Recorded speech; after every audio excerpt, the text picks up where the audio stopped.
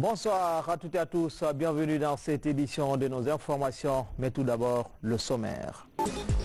Dans l'actualité ce soir, désenclavement des communes rurales et urbaines en Guinée, le projet est initié par le chef de l'État et piloté par l'Agence nationale de financement des collectivités. Nous irons à Télémélé, Gawal et Koundara. Ils sont plus de 18 000 candidats, dont 10 000 filles à affronter les épreuves pratiques, les examens de sortie au sein des écoles professionnelles et techniques.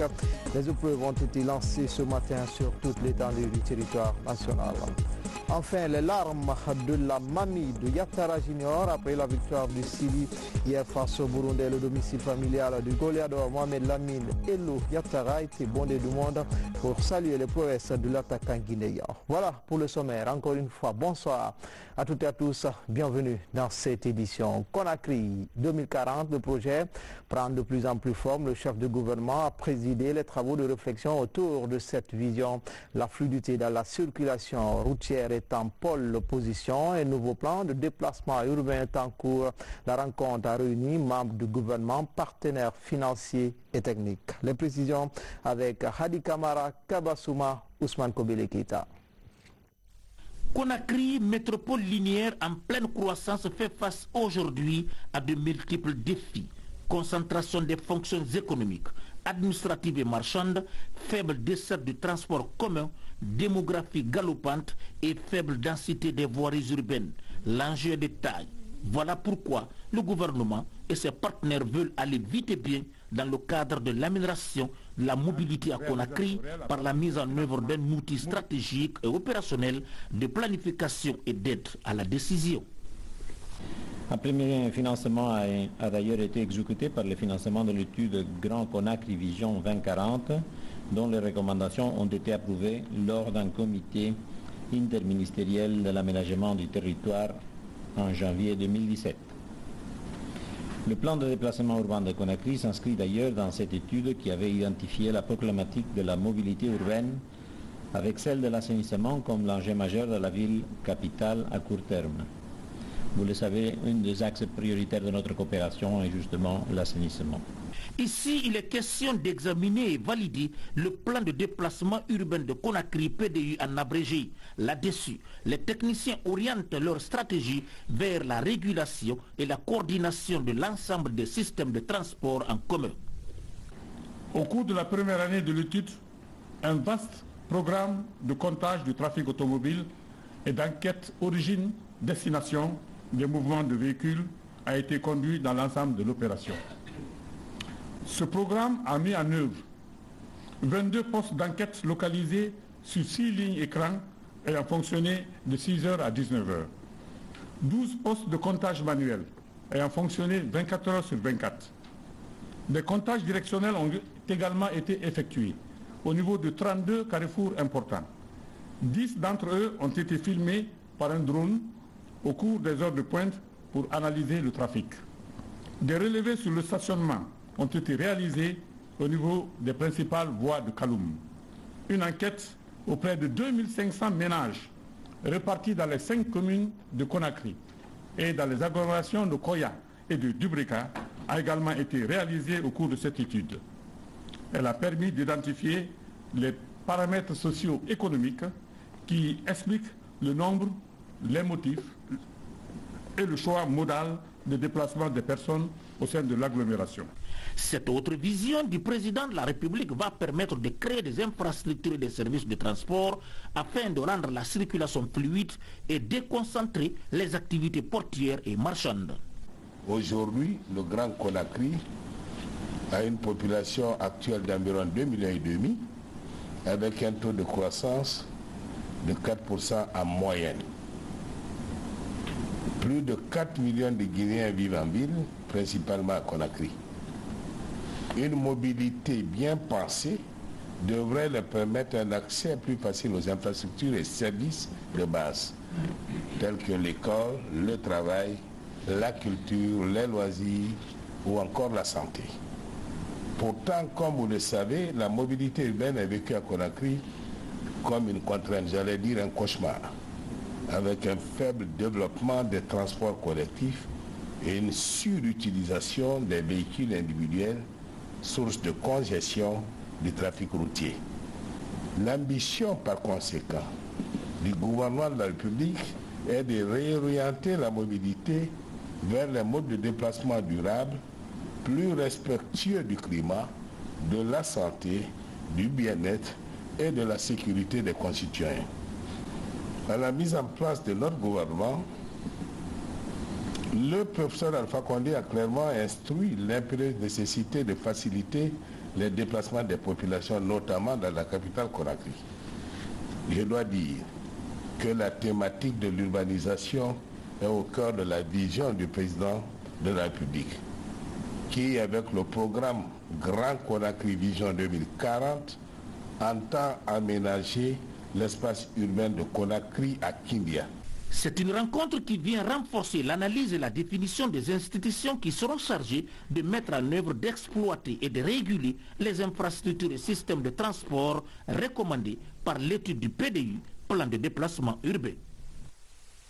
À l'intérieur du pays, dans le registre du désenclavement, Télémélé a déjà ses premières couches de bitume. Sa préfecture voisine de Gawal s'apprête à inaugurer son hôpital préfectoral, coût global de 25 milliards de francs guinéens. À Koundara, l'accès aux services sociaux de base s'améliore grâce à l'appui aux collectivités villageoises. Nos envois spéciaux Fodé Camara, Sadoubari, dans la chaleur caniculaire de Koundara.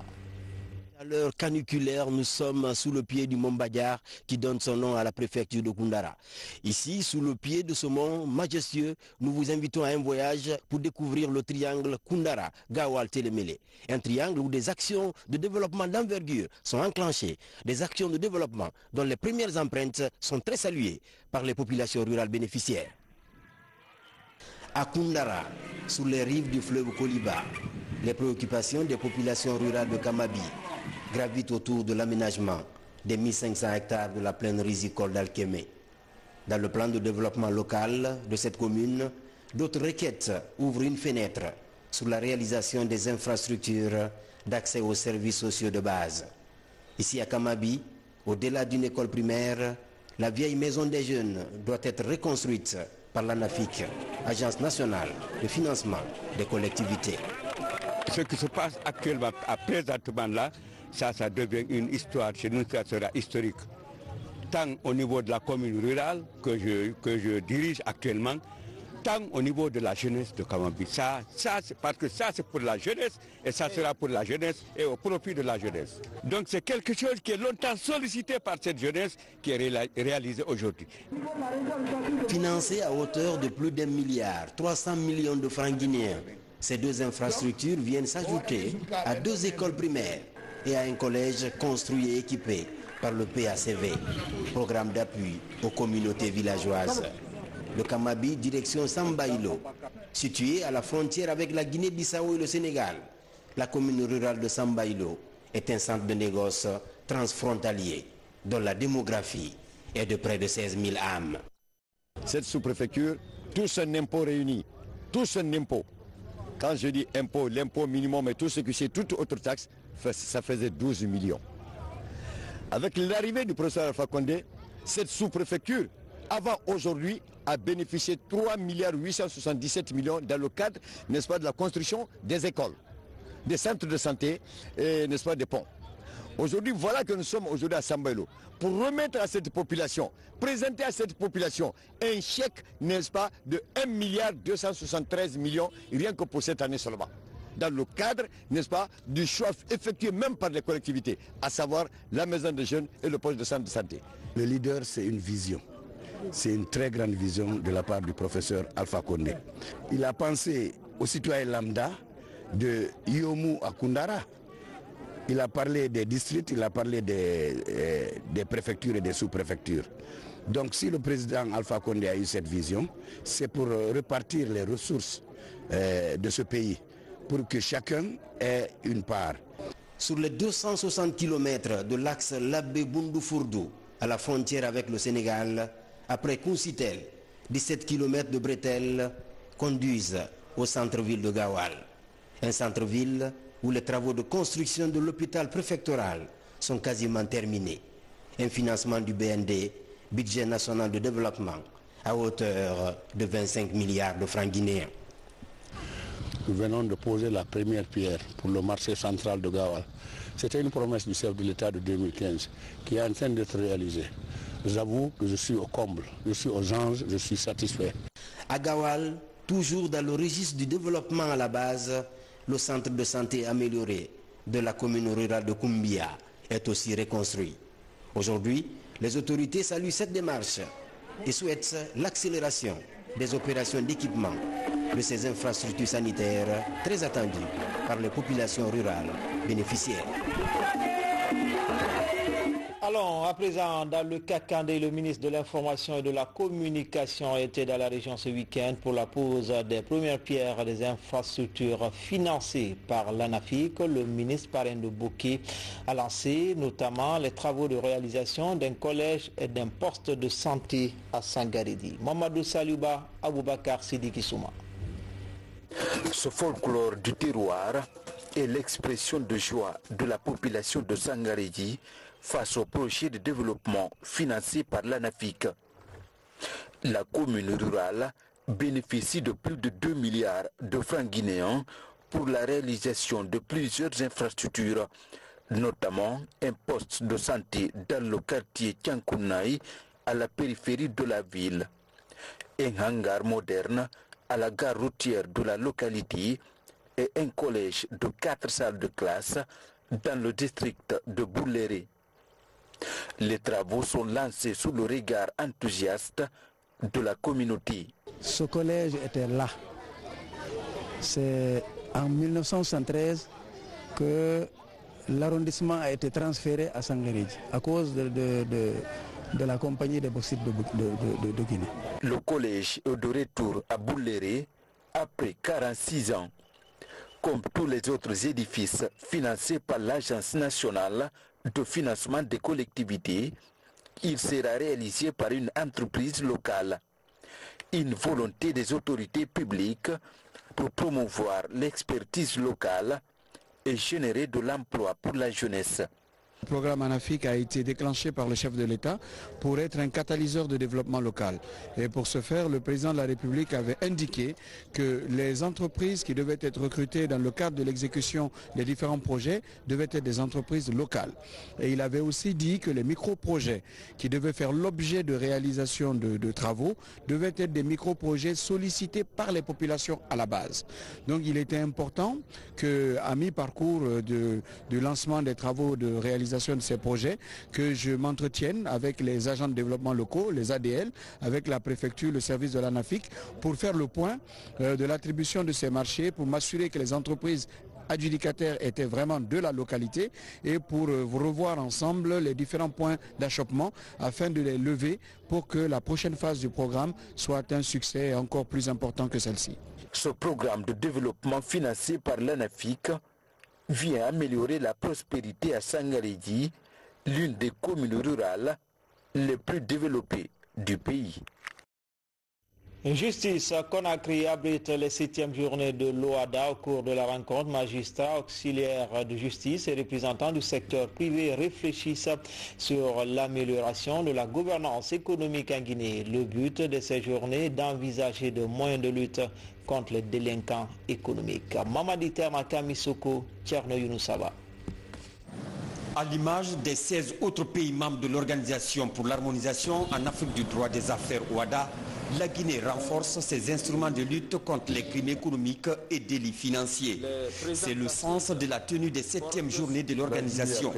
Composée d'experts, de magistrats et représentants du secteur privé, les acteurs réfléchissent sur les moyens de répression des personnes qui vont se rendre coupables d'infractions économiques. Ici, c'est le droit pénal des affaires qui va être étudié pour sensibiliser les entreprises, notamment les dirigeants sociaux, sur les conséquences graves de certains comportements de nature à à ne pas favoriser la sécurité des affaires en Guinée. Les attentes de l'Organisation internationale de la francophonie tiennent à ce que les praticiens, le monde des entreprises, les agents de la force publique puissent se saisir pleinement des outils du droit OHADA en matière de droit pénal et avec les experts qui sont à mes côtés, avancer sur le sujet de l'incrimination, des incriminations de tous les crimes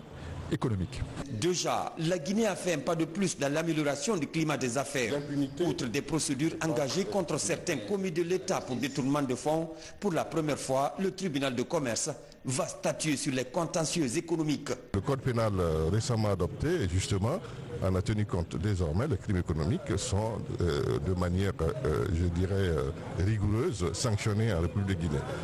Par conséquent, il appartient donc aux magistrats de dire le droit. Comme je l'ai dit, tout le droit, mais rien que le droit.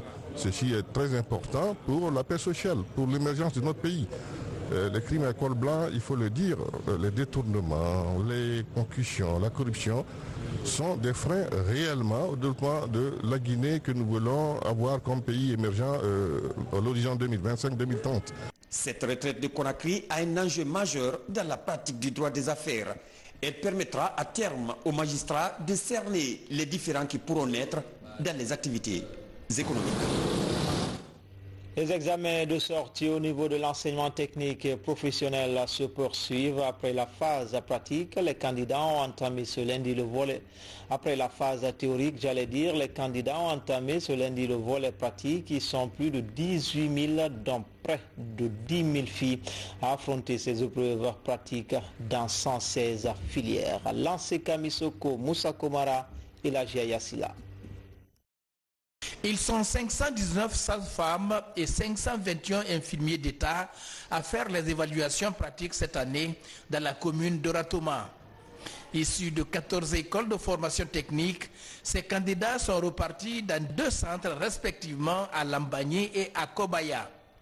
Après les évaluations théoriques la semaine dernière, ce lundi, ils passent aux épreuves pratiques sous le signe de l'excellence de l'enseignement technique guinéen. Nous avons 30% de formation théorique et 70% de formation pratique.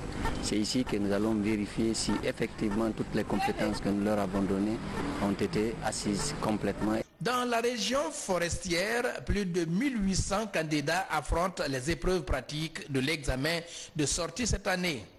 Dans cette phase, tous les candidats des écoles de soins de santé doivent faire des exercices sur des mannequins et des squelettes représentant la personne humaine. On les évalue en termes de prévention contre les infections, c'est-à-dire le lavage des mains, le port et le retrait des gants, les soins infirmiers et une culture générale. J'ai choisi un numéro 9. On m'a dit d'expliquer comment l'insection est. Ça m'a porté, parce qu'on nous a beaucoup fait, ça nous fait 3 ans en train de faire ça. Les candidats du centre professionnel de Nzerekore sont évalués dans 2 filières, la mécanique automobile et la chaudronnerie. Autour des appareils, ils sont invités individuellement à déceler des pannes créées par les évaluateurs. Dans les centres visités, vraiment l'organisation est impeccable. On ne peut pas les reprocher. Le travail qui se fait est un bon travail. Les encadreurs sont là, ils sont tous présents et les sujets vraiment sont de niveau. Pour la réussite de cet examen de sortie, le département de tutelle est en synergie d'action avec les partenaires du secteur. Les autorités entendent imposer toute la rigueur pour ne laisser passer que les plus méritants. Au sein de la faculté des sciences et techniques de santé, l'heure est au rajeunissement des effectifs. La spécialisation en neurologie est encouragée. 5 médecins viennent de présenter leur thèse dans cette branche de la médecine qui traite les infections urinaires. Francis Collier, Robert Bangoura. La formation des médecins urologues est un défi que la faculté des sciences et techniques de santé entend relever pour assurer la qualité de soins et de formation. Depuis sa création dans les années 1980, le service d'urologie est la seule structure spécialisée qui s'occupe des infections urinaires en Guinée. Son rôle dans la chaîne sanitaire a inspiré les responsables à créer un programme de DES, diplôme d'études spécialisées. On doit avoir des urologues dans tous les hôpitaux régionaux, dans tous les hôpitaux préfectoraux, et à Donka et dans les CMC de Conakry. C'est une nécessité parce qu'il y a des affections congénitales, des malformations congénitales qu'on peut diagnostiquer avant même la naissance de l'enfant et prétendre prévenir certaines complications liées à ces malformations et les prendre en charge dès que l'enfant naît. Mais malheureusement, ces malformations sont diagnostiquées très tard chez nous, parfois au stade de complications. Pour combler le déficit de spécialistes, 5 jeunes médecins présentent leurs travaux de soutenance devant un jury de haut niveau. Tout le mérite revient à l'encadrement.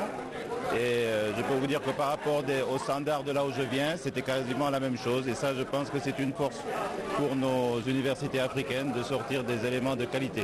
Et je pense que la Guinée peut être très fière, en tous les cas, dans ce domaine. Je m'engage personnellement à apporter beaucoup plus de soins à la population à la base et être très utile, surtout restituer, tel que je l'ai reçu, la formation de mes maîtres.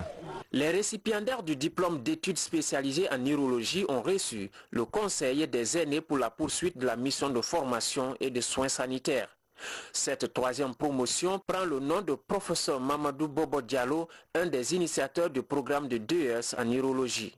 Selon le responsable du service, le pays ne compte qu'une vingtaine de spécialistes dans le traitement des infections urinaires.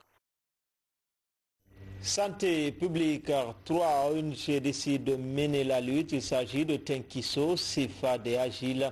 Elles ont officialisé à travers un protocole d'accord. Le marketing social des produits et services de santé sera leur cheval de bataille. Abraham, Christophe Conté, Moussa Bangoura. À travers ce geste, l'union est scellée entre les ONG Tenkiso, CFAD et Agile. Elles viennent ainsi de signer un protocole d'accord fruit d'une longue concertation entre les membres et représentants de ces différentes structures. Désormais, ces 3 ONG décident d'aller vers un idéal commun. Nous nous sommes rendus compte que plusieurs ONG dans le pays parfois travaillent sur les mêmes projets de développement. Et pourquoi ne pas mutualiser nos efforts? Il faut donner une nouvelle dynamique à la mise en place et à l'union des structures. Je pense que seul on avance beaucoup, mais en essayant de mettre en place une plateforme, l'union donne la force et on peut aller plus loin.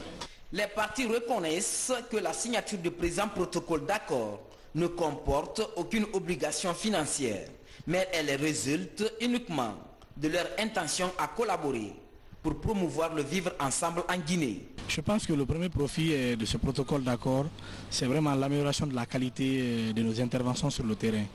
Il reste à savoir que les 3 ONG que nous sommes, nous travaillons tous dans les mêmes zones, nous faisons à peu près les mêmes activités et avec les mêmes cibles.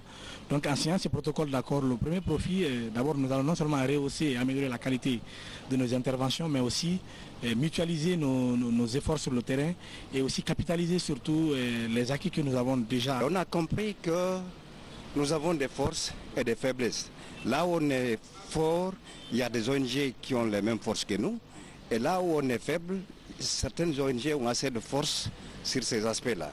Alors, en mutualisant nos efforts à travers un consortium, il y a l'opportunité de se renforcer mutuellement, mais aussi de mobiliser les ressources et faire face aux défis. Dotés de fortes capacités techniques et humaines, les ONG Tenkiso, CFAD et Agile pensent que ce protocole va davantage renforcer et redynamiser leurs compétences. La Guinée dispose désormais d'un plan national et d'un nouveau code de route. Les acteurs étaient récemment à Kindia pour leur vulgarisation. Les travaux de Kindia ont permis aux spécialistes de passer au crible ces 2 documents. Ils devraient permettre de réduire les accidents de la circulation dans le pays. Alpha Isiagaba, de retour de Kindia. Selon une étude menée en 2013 par le projet d'appui au secteur de transport, plus de 4000 cas d'accidents de la circulation sont enregistrés dans le pays par an. Des accidents où plus de 500 personnes perdent la vie. Le non-respect du code de la route serait la principale cause. La vulgarisation à Kindia du plan national de sécurité routière pour la Guinée et du nouveau code de la route répond à cette préoccupation. Le code de la route, c'est un outil législatif et réglementaire. Il permet aux agents de faire le travail dans la légalité. Sans cet instrument-là, je ne vois pas sur quelle base juridique on se baserait pour effectivement sanctionner les gens en cas d'infraction. Il y a beaucoup de problèmes dans la circulation. Maintenant, comment les corriger, c'est ça la préoccupation essentielle.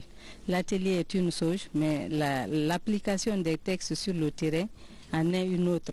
Et c'est ce que nous attendons en tant qu'autorité sur le terrain.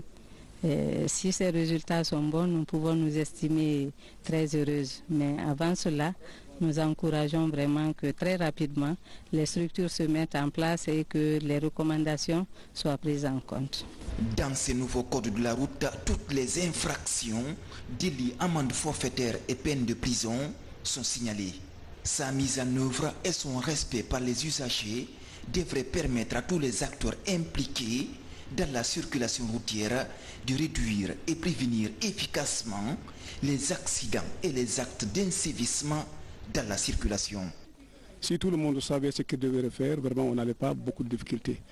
Mais si on expliquait les gens d'une manière qu'ils comprenaient, comme c'est-à-dire ils parlaient en langue nationale, parce qu'il y a certains qui ne comprennent pas français, et ils allaient respecter le code de route.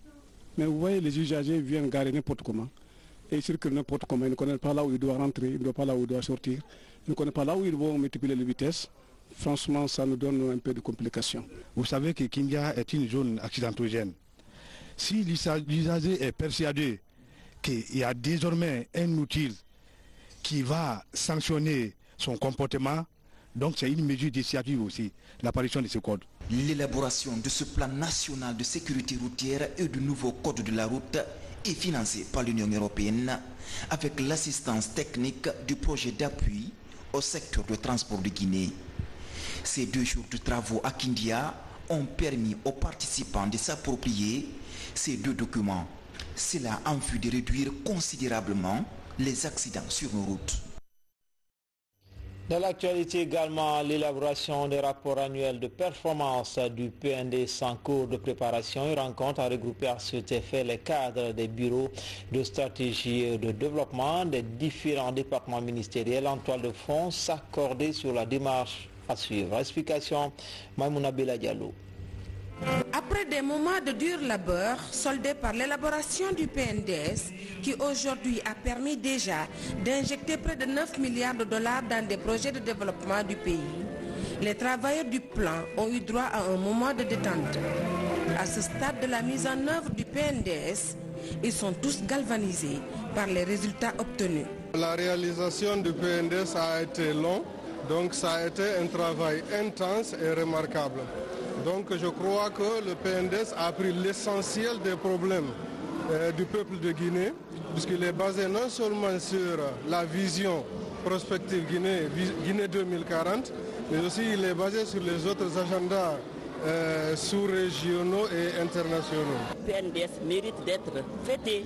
Il a été annoncé 21 milliards de dollars et maintenant nous sommes à 9 milliards mobilisés et il a touché certaines infrastructures du développement du pays, l'agriculture et puis surtout la bonne gouvernance est en train de se faire voir. La rencontre récréative a été animée par les notes musicales du groupe African Groove. L'occasion pour l'artiste André Flamy, le maître des mots, de montrer son talent de slammer. Au cours de ces prestations, la ministre Kani Diallo et ses collègues du gouvernement ont esquissé quelques pas de danse. Nous avons tenu à célébrer tout l'effort qui a été fourni et surtout le succès remporté. Il y a eu beaucoup de sacrifices de la part des travailleurs qui ont fait réaliser des choses remarquables dans des conditions de travail assez difficiles. Et donc c'était tout simplement une façon de se réunir ensemble pour célébrer cela pour fêter et pour être heureux ensemble. Après ces moments de détente dédiés au PNDS, les cadres se préparent à donner plus de dynamisme à la mise en œuvre des projets inscrits sur la liste des 4 piliers du PNDS, ce à travers une série d'activités.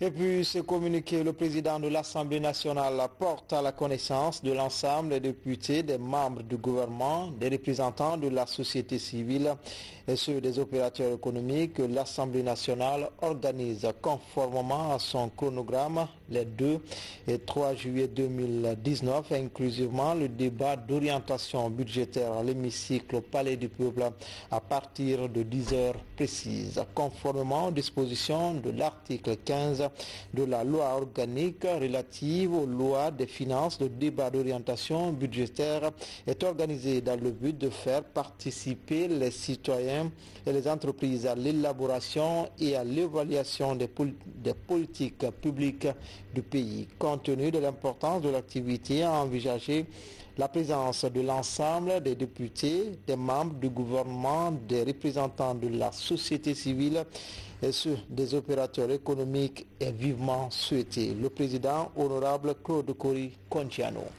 À présent, l'actualité nationale sous forme de télégramme. Les images sont commentées par Mamadi Termakamisoko. Il reçoit la clé de sa voiture Prado après l'avoir perdue depuis plus d'1 mois. Sa voiture aurait été volée le 25 mai dernier à Conakry par 5 présumés bandits. L'opération est rendue possible grâce à l'intervention de la brigade de recherche et d'intervention à Bamako au cours de la vente de l'engin volé. Autre vol de véhicules, autre arrestation. Ces 3 personnes seraient responsables de la disparition le 20 juin à Conakry de cette voiture Nissan. Il aura fallu l'intervention du commissariat central de Kankan pour mettre main sur ces présumés voleurs.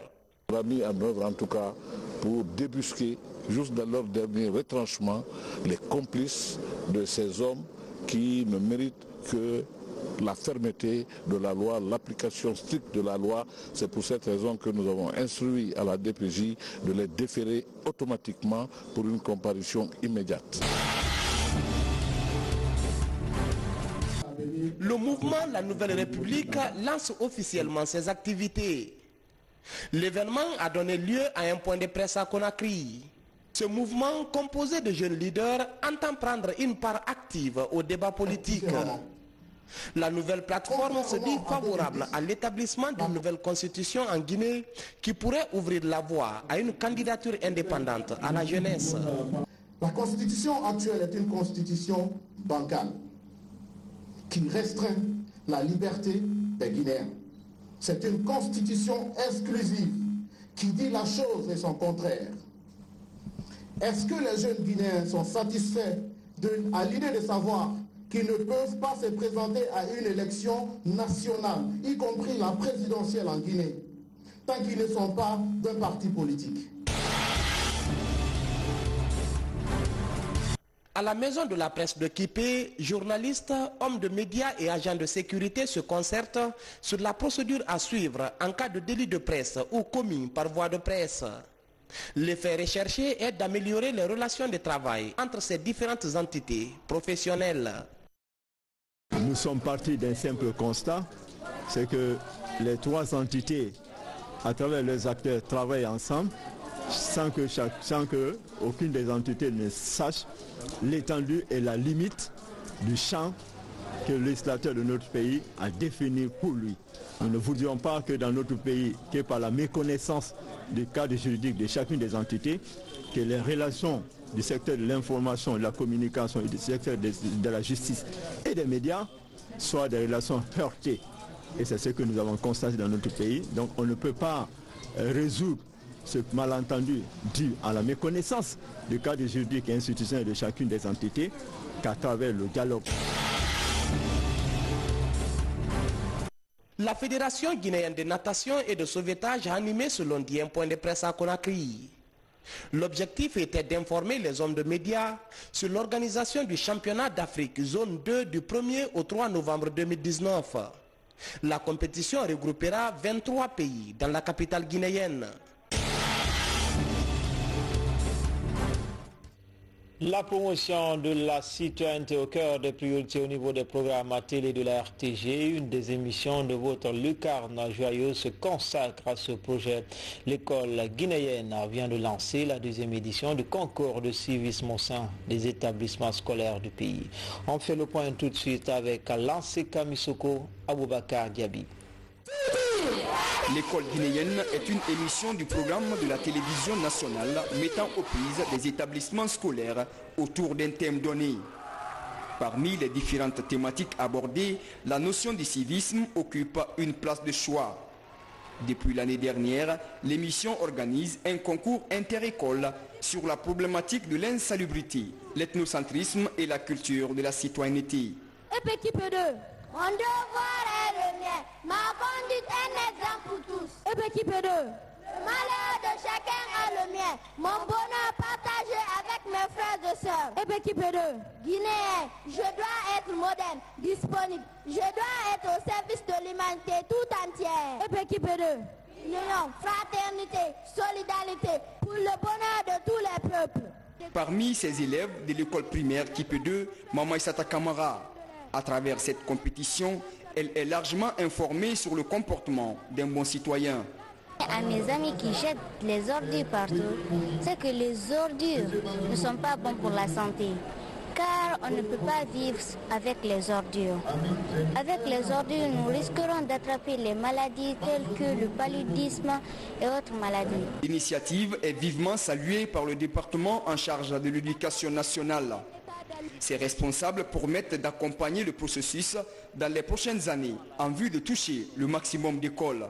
Pour les années à venir, nous ferons tout pour pouvoir aider non seulement les concepteurs de cette émission-là, mais également aussi les établissements qui participent pour qu'il y ait beaucoup plus de participants et pour qu'il y ait beaucoup plus de sponsors aussi. Donc nous allons assister les concepteurs de cette émission-là à aller vers les partenaires financiers, les partenaires techniques pour avoir beaucoup plus d'appui financier à cette émission-là. L'incivisme bat son plein dans la capitale guinéenne. Alors qu'est-ce qu'il faut pour que la population s'en inspire? Pour que la population s'inspire, il faut passer par les élèves. Donc en passant par les élèves, la population pourra réellement comprendre le message que ces enfants véhiculent comme message phare. L'émission École guinéenne est créée depuis 2015. Au départ, elle ne couvrait que la commune de Ratoma.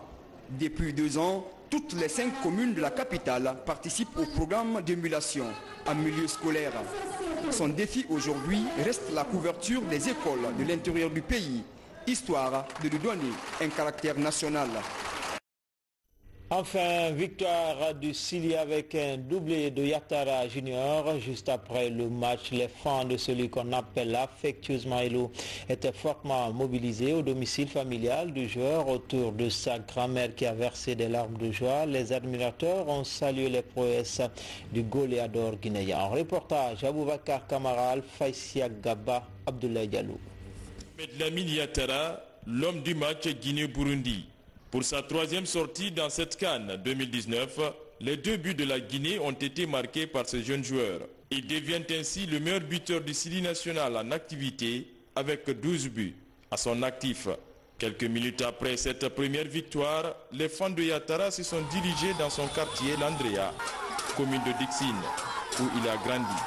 Ici, les fans du jeune joueur magnifient les prouesses et la générosité de Yatara.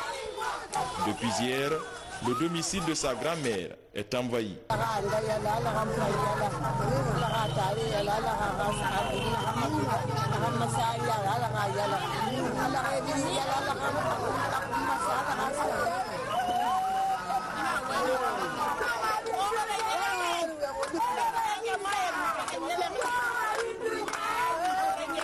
Dans son quartier, Mohamed Lamine Yatara porte un petit sobriquet. Ses amis l'appellent Petit Elo. À chaque fois le pays est en difficulté, c'est Elo qui vient pour le délivrer, ainsi que tous les autres aussi. C'est un joueur chanceux qu'on a connu depuis en bas âge ici à l'Andrea. Il a été toujours délibérateur et nous le supportons jusqu'au bout. Dès le coup de sifflet final, les rues de Conakry étaient envahies par des supporters du Sili. Des chants de danse partout dans les quartiers de Conakry. Ici, au rond-point de la Belle-Vue, autour de la grande statue de l'éléphant, les fans du foot étaient très nombreux. jusqu'à tard la nuit. Les agents de la police étaient présents pour éviter tout débordement. C'était tout pour cette édition d'information. Tout le plaisir a été pour moi de vous servir. À demain, Inch'Allah.